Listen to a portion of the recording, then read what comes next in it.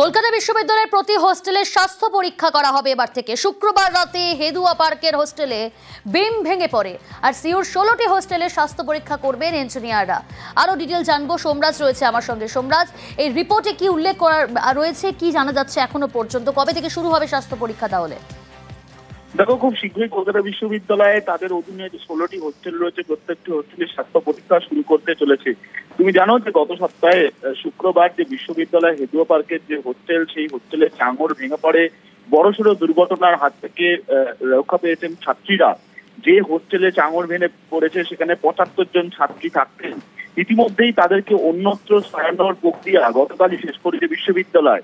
কিন্তু শতাব্দী প্রাচীন এই কলকাতা বিশ্ববিদ্যালয়ের যে হোস্টেলগুলি রয়েছে তার মধ্যে বেশিরভাগ হোস্টেলেরই বয়স 50 থেকে 75 বছর বয়স করতে। দীর্ঘদিন ধরে এই হোস্টেলগুলি সংস্কার হয়নি। হেদুয়া পার্কের এই হোস্টেলের ঘটনায় অবশেষে নড়ে চড়ে বলছে কলকাতা বিশ্ববিদ্যালয় কর্তৃপক্ষ। ইতিমধ্যে বিশ্ববিদ্যালয়ের রেজিস্ট্রার বৈঠক করেছেন ইঞ্জিনিয়ার দপ্তরদের সঙ্গে এবং পূর্ত দপ্তরের যারা আধিকারিকরা রয়েছেন তাদের সঙ্গে।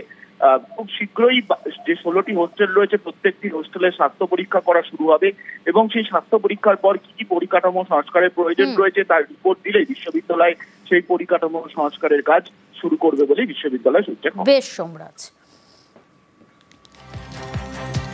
ছবি আপনাদের দেখাচ্ছি গত শুক্রবারের ছবি। কলকাতা বিশ্ববিদ্যালয়ে এবার প্রতি হোস্টেলের স্বাস্থ্য পরীক্ষা শুরু হবে। শুক্রবার রাতের ছবি দেখাচ্ছি। হেদুয়া পার্কের হোস্টেলে বিম ভেঙে পড়ে, আর সিউর 16টি হোস্টেলের স্বাস্থ্য পরীক্ষা করবেন ইঞ্জিনিয়াররা। কলকাতা বিশ্ববিদ্যালয়ের হোস্টেলগুলি 50 থেকে 65 বছরের পুরনো। স্নাতক, স্নাতকোত্তর, পিএইচডির পড়ুয়ারা হোস্টেলগুলিতে থাকেন। পরিকাঠামোগত সংস্কার নিয়ে রিপোর্ট দেওয়া হবে। রিপোর্ট দেবেন ইঞ্জিনিয়ার ও পূর্ত দপ্তরের আধিকারিকরা। রিপোর্টের ভিত্তিতেই সংস্কার শুরু করবে বিশ্ববিদ্যালয়। ইতিমধ্যেই হেদুয়ার হোস্টেল থেকে 75 জন ছাত্রীকে সরানো হয়েছে। অন্য হোস্টেল ও গেস্ট হাউসে ছাত্রীদের সরানো হয়েছে।